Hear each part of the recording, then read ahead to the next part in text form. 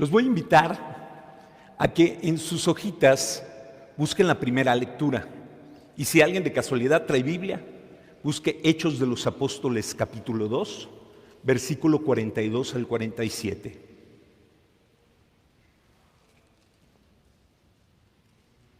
¿Ya todos tienen la primera lectura? Ahora les voy a pedir, los que traen pluma, él trae pluma, por ejemplo, muy bien. Los que traen pluma, vamos a subrayar la primera frase de la primera lectura. Dice, en los primeros días de la iglesia. Fíjense qué frase tan hermosa. En los primeros días de la iglesia. La iglesia ha tenido muchos días y Hechos de los Apóstoles nos presenta los primeros días, cuando la iglesia era joven. ¿Qué hace la iglesia joven? La iglesia naciente. Tres cosas especialmente. Vamos a encontrarlas. Lo primero que dice Hechos de los Apóstoles es, y vamos a ponerle un círculo, escuchar las enseñanzas de los apóstoles. ¿Ya la encontraron? Lo primero que hacían era escuchar las enseñanzas de los apóstoles. El querigma, el anuncio de que Cristo resucitó. La catequesis, la formación. Hoy le llaman los teólogos la pastoral profética. Anunciar a Cristo, conocer la enseñanza de la doctrina de la iglesia, conocer la vida y la persona de Jesús. Eso es lo primero que hacía la iglesia, escuchar las enseñanzas de los apóstoles. Número 2, vivir en comunión fraterna. ¿Ya lo encontraron? Vamos a ponerle un círculo. Vivir en comunión fraterna. Número 2. Y vivir en comunión fraterna significa que tú me interesas porque eres mi hermano, porque en Cristo yo te descubro como mi hermano, como un regalo para mí. Tú eres para mí. Somos una comunidad donde me preocupo por ti. Por eso dice, incluso vendían lo que tenían para darles a los necesitados. Comunión fraterna.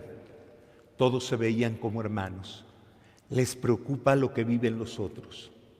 Hoy estamos celebrando el Domingo de la Misericordia. Misericordia significa el amor que actúa por el que sufre. La comunidad cristiana era fraterna y misericordiosa.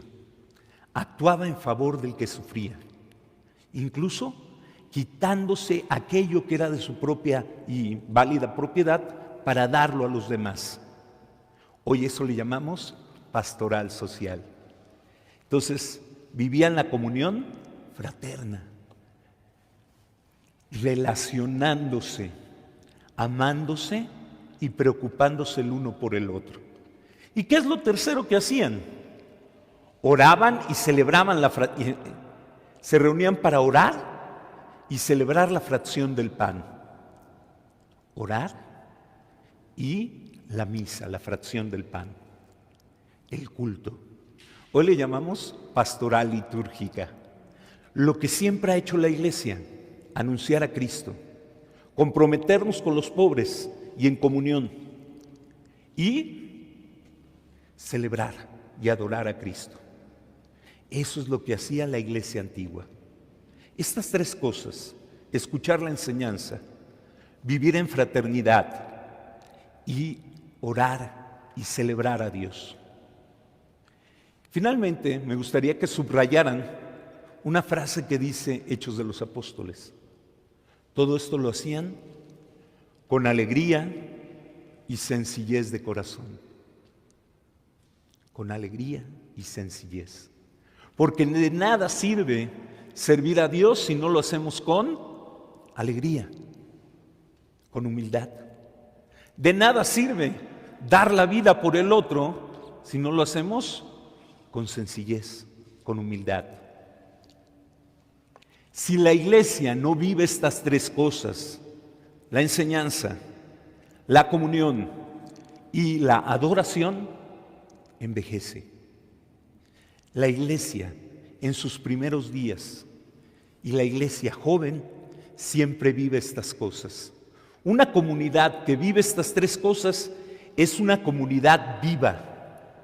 Y nosotros queremos eso para nuestra parroquia, que nuestra parroquia sea un lugar de catequesis y de comunión, de servicio al prójimo y de adoración a Dios. Por eso todos los viernes los estoy invitando a una clase que doy que se llama Viernes con mi párroco, a las 6:30. La formación es muy importante. Por eso tenemos las pequeñas comunidades que se reúnen cada semana en casas a orar y conocer a Cristo, a reflexionar, a anunciar su evangelio. En mayo, el 21 de mayo, saldremos a tocar puertas para invitar a un retiro querigmático, donde formaremos comunidades eclesiales, como las que se han formado durante tantos años en nuestra parroquia. Si queremos que la iglesia y nuestra parroquia no envejezcan, necesitamos hacer estas tres cosas. Pero no solo nosotros, todos los niveles de iglesia, no solo la parroquia. La familia es la iglesia doméstica. Y si queremos que nuestra iglesia doméstica se mantenga viva, se mantenga sana, vigente, vital, necesitamos que en nuestros hogares se escuche la palabra de Dios, la enseñanza de los apóstoles, se ore y se viva la fraternidad. Si no se viven estas tres mismas cosas, la iglesia, que es nuestro hogar, envejecerá, en el sentido más triste de la palabra. Y también, tú eres la iglesia. Es necesario que cada uno de nosotros escuchemos y nos formemos, sirvamos a los demás, los amemos y adoremos al buen Dios, porque tú eres la iglesia. El libro que vamos a leer como primera lectura todos estos domingos de Pascua es Hechos de los Apóstoles, donde el protagonista es el Espíritu Santo y la iglesia. Por eso el libro de los Hechos de los Apóstoles se le llama también el Evangelio del Espíritu Santo, el Evangelio de la iglesia, porque está escrito para contar la vida y la historia y guiar a los apóstoles de ayer y de hoy, para guiar nuestra vida eclesial, nuestra vida de amor a Dios. Si hay una buena noticia en la iglesia hoy, ese es Hechos de los Apóstoles, porque la historia de la iglesia continúa en ti y en mí, en nuestra parroquia, en la Iglesia Universal dirigida por el Papa Francisco. Y es que Hechos de los Apóstoles, este libro que estamos leyendo de primera lectura, es la prolongación del Evangelio de Lucas. Como nosotros, como tú y yo, somos la prolongación de la vida de Cristo. Cuando tú escuchas la enseñanza de los apóstoles, cuando tú sirves a los demás y los amas, cuando tú adoras a Dios, eres cristiano. Es decir, prolongas la vida de Jesús en medio de los hombres.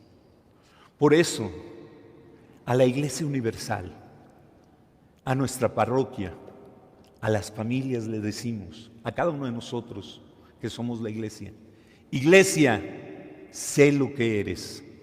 Y la iglesia nace y vive para anunciar a Cristo. Vive de la Eucaristía.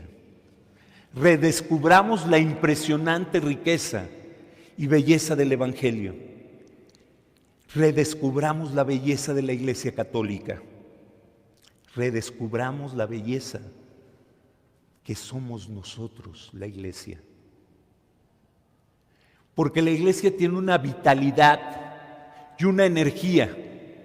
La primera comunidad cristiana, que nace con un pequeño grupo de hombres encerrados, se expande por todo el mundo. Esa fuerza y esa vitalidad es la vitalidad que debe de tener nuestra parroquia, nuestras familias, tú y yo.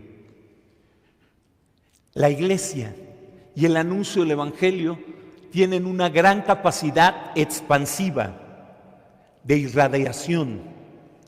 Te pregunto, ¿quieres que tu parroquia envejezca? Por supuesto que no. Queremos una parroquia vital.